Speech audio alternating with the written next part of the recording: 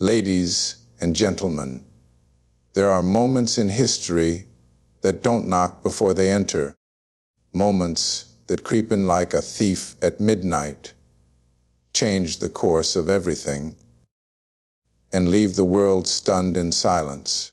One such moment, when the skies over the Middle East lit up at midnight, Israel moved like a shadow, swift and surgical. But the real surprise, it wasn't the strike. It was what came after. Iran and Lebanon didn't fall apart. They didn't just react. They shocked everyone. This isn't a story about politics. It's about resilience, timing, and the unseen strength of nations and people. Let's talk about what happens when the world expects collapse, but gets calculated courage instead. When the night is darkest, that's when character is revealed. The world saw explosions, but behind the fire, there was fire within, fire in the hearts of people who refused to be defined by fear. Israel made its move. Midnight, precision, power, the kind of move that's meant to shake the table, meant to send a message that echoes beyond borders. And it did. Oh, it did. But what echoed louder was the silence that followed from Iran and Lebanon. Not silence of weakness, silence of calculation, silence of strategy, silence of restraint. That's what shocked everyone. See, life doesn't always give you the luxury of preparation. Sometimes you're pushed to respond, but the power isn't always in how fast you respond. It's in how wise you respond. People expected chaos. They expected a storm of retaliation. But sometimes the boldest move is to not throw the first punch back. Sometimes the boldest move is to think when others expect you to burn. But it happened. What if I told you you're stronger when you don't react on impulse? What if I told you that your silence can be louder than any roar? That your patience, your composure, that's your power. When others try to bait you into destruction, hold the line. When they expect you to crack, stand firm. Because real strength doesn't show up when it's easy. Real strength shows up when you're under fire. And you don't fold. This is bigger than borders. This is about what you dog when the world is watching, waiting for you to break. Don't give them that satisfaction. Shock them. Shock them with grace. Shock them with discipline. Shock them with unity. Because when you carry yourself with purpose, you become unstoppable. Pressure. It's the one thing you can count on in life. It doesn't knock before it shows up. It doesn't ask if you're ready. It doesn't wait for the right moment. It just arrives, sudden, sharp, and heavy. And when it comes, people don't always show you who they want to be. They show you who they are. Because pressure has a way of pulling the truth out of you. It exposes your foundation. It tests your edges. It makes you feel everything. Fear, doubt, anger, pride, all at once. And the world. The world watches closely in those moments. Not when you're calm, not when things are going smooth, but when you're under fire. When your back's against the wall. That's when they lean in. That's when they want to see. Will you fold or will you stand? And I'm telling you right now, be the one who stands. Be the one who stays unshakable, not because life is easy, but because your character is stronger than your circumstances. Look at what happened that night. Israel launched a strike that shocked the globe. Missiles, sirens, headline after headline. And in that moment, the pressure was suffocating. All eyes turned to Iran, to Lebanon, to the leaders, the streets, the people. Everyone expected an eruption, a flood of fury. But what came? Not panic, not recklessness, not chaos, but control. Not control born from fear, control born from strength. Because in the heat of crisis, they didn't just react. They thought, they measured. But it happened. They remembered that being unshakable doesn't mean you don't feel the pressure. It means you don't let it break you. And pressure will try to rewrite your story. It'll try to make you abandon your values. It'll tell you to fight dirty, move fast, strike back without thinking. But strength, true strength is being able to feel all of that and still choose wisdom, still choose vision, still choose restraint. When the pressure is highest, your emotions get loud. Your pride starts shouting. Your ego wants revenge. And the world will cheer you on. It'll say, go get him. Prove your strength. Show no mercy. But deep down you know, that's not where your power lies. Your power lives in the stillness inside the storm. Your power lies in your ability to slow your breath when the room is spinning, to keep your mind clear when the noise is deafening, to move with purpose when everyone else is losing their way. People often think strength is about size, speed, or dominance. But strength is also the ability to withstand, to stand in the middle of the fire and not let it consume you, to be pressed but not crushed, to be tested but not turned. Think of steel. It's not just made, it's forged. Under heat, under pressure. That's what makes it strong. And you, just like the nations that held their ground in that moment, you are being fatigued. Every moment of pressure is shaping you, sharpening you, strengthening what cannot be seen on the surface. And when people look back at that night, at that decision not to erupt, not to retaliate without measure, they'll realize something. It wasn't weakness. It was wisdom under weight. It was strength under pressure. That's the kind of legacy you want. Not one built on reaction, but on resolve, on the ability to say, I was tested, but I stood tall. I was shaken, but I did not fall. I was under pressure, but I remained unshakable. So the next time pressure comes into your life, when people come at you sideways, when problems feel like they're piling up, when everything feels urgent and loud and dangerous, don't lose yourself in it. Don't hand over your power to panic. Remember what you're made of. You are built for the fire. You are built to bend, not break. You are built to carry the weight and still move forward. So when the world watches, when they wonder what you'll do, show them. Not by fighting wild, but by standing firm.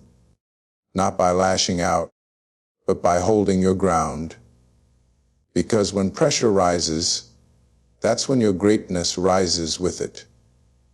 Life will hit you. Make no mistake about that. It will hit you hard, and sometimes when you least expect it. It'll come from people you trusted. It'll come in the form of betrayal, loss, failure, humiliation. It'll come wrapped in silence or wrapped in headlines.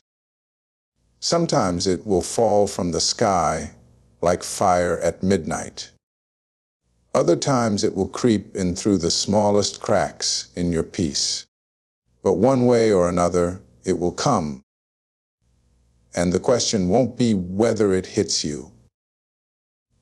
The question will be what you do when it does, because that's what defines you, not the pain, not the struggle, not the wound, but your response, your rise.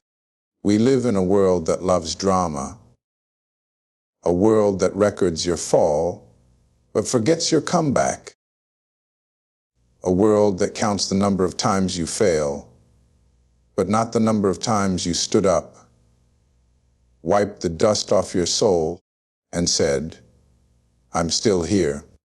You see, Israel's midnight strike wasn't just an act of war. It was a test, not just of military strategy, but of emotional intelligence, of leadership, of identity. Iran and Lebanon were hit. Make no mistake, they felt it. The people felt it. The pressure, the rage, the expectation from the world to lash out, to answer fire with fire. But instead of being defined by the hit, they chose to be defined by the way they held their ground. That's power. That's purpose. That's what rising looks like. And we can all learn something from that. Because when life hits us, we want to react. We want to scream. We want to strike back. We want to show them we're not weak, not broken, not defeated. But the truth is, you don't prove that through rage. You prove that by rising without losing your head, by rising without sacrificing your principles, by rising not just to survive, but to elevate. Every one of us has been hit by disappointment, by heartbreak, by things we never saw coming. And sometimes it feels like the hit is going to define us forever, like we're going to carry that pain like a badge, or worse, like a curse. But you are not your pain. You are not your wound. You are not what they did to you. You are what you choose to become afterward. You want to shock the world. Rise when they count you out. Rise with grace, not grudges. Rise with clarity, not chows. Rise with strength that doesn't scream, but stays. Because the comeback is always louder than the crisis, if you let it be. And let's be clear, rising doesn't mean you didn't fall. Rising doesn't mean you didn't break down, or cry in the dark, or doubt yourself at 3 a.m. It means you didn't stay there. It means you reached into the depths of your pain and pulled out a deeper kind of power, one that didn't exist until life forced you to find it. It's easy to be proud when life is smooth. But character is forged in chaos, in pain, in silence, in moments when no one's watching but your own soul. So be the person who gets back up. Be the person who uses the pain not to destroy, but to build. Be the person who rises again and again and again until the world stops being surprised by it. Because what hits you does not get to define your story. That's your job. And you write that story every time you rise.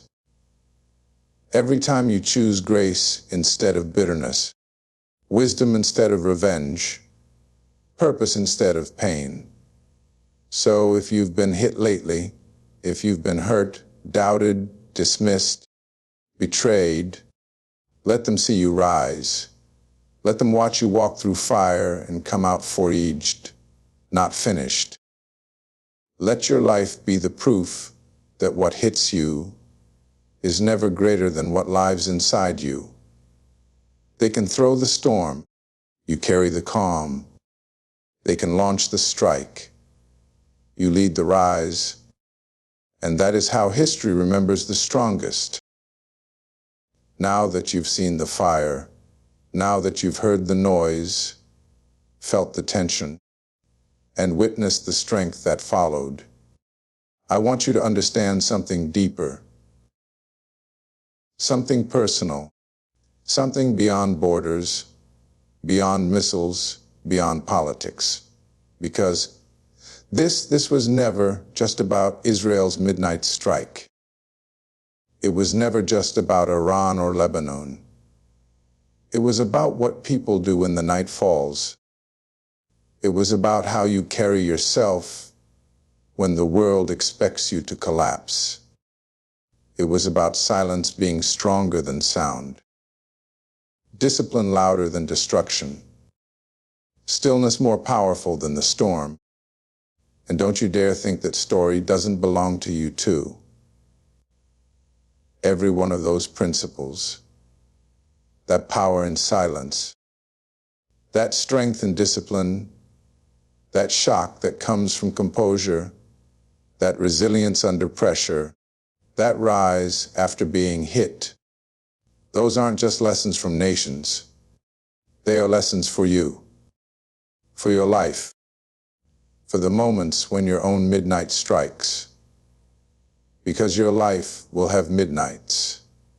It will have unexpected attacks, betrayals that come without warning, losses that shake your ground, people who test your peace, moments that press on your soul so hard, you'll wonder if you've got anything left inside you. And when that time comes, you will remember what you heard here. You will remember that real power is not in shouting, it's in knowing who you are, knowing what you stand for. But it happened, knowing that you don't need to prove anything when you are rooted in something greater than pride. You'll remember that reacting is easy, but restraining takes mastery. That the loudest voice in the room isn't always the leader. Sometimes it's the one watching, listening, choosing the moment to move. You'll remember that the world expects chaos. They expect breakdowns. They expect you to fall apart and give them a show.